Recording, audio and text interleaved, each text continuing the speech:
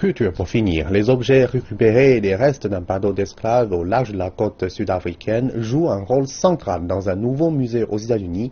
Le président américain Barack Obama a présidé l'ouverture du musée d'histoire de la culture afro-américaine Smithsonian. Ce nouveau musée est à seulement quelques blocs de la Maison-Blanche et son voisin immédiat est le monument historique pour le père fondateur et premier président de la nation, George Washington.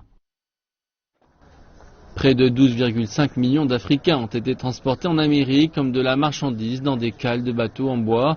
Leur histoire est racontée à travers des objets qui seraient parmi les premiers récupérés de l'épave d'un bateau d'esclaves. Les objets de l'épave nous permettent d'amener cette histoire à une échelle humaine, bateau par bateau, voyage par voyage.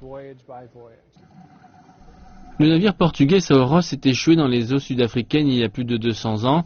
La moitié des 400 esclaves du Mozambique à bord se sont noyés. Les objets sont prêtés par le musée Isiko d'Afrique du Sud qui a formé un partenariat avec le Smithsonian et d'autres dont des musées au Mozambique et au Sénégal pour créer le projet Rex. Partout où nous travaillons, nous formons les Africains, les Afro-Américains et d'autres à faire ce travail sur les paysages marins, ce travail archéologique sous-marin et à commencer à raconter ces histoires aux locaux. Près des objets du bateau d'esclaves, vous pourrez découvrir un panneau immortalisant la marche de protestation menée par le militant des droits civiques et ancien candidat à la présidence, le révérend Jesse Jackson.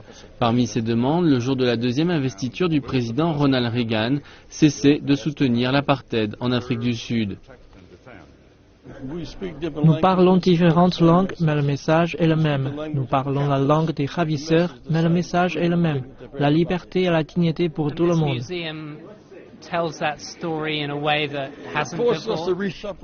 Il nous force à rebattre les cartes de l'histoire américaine. C'est le fondement de l'histoire américaine. Toutefois, une voix critique de la prochaine génération de leaders afro-américains dit que même ce nouveau musée devrait faire plus pour expliquer les cultures africaines, le passé et le présent et leurs liens avec l'Amérique.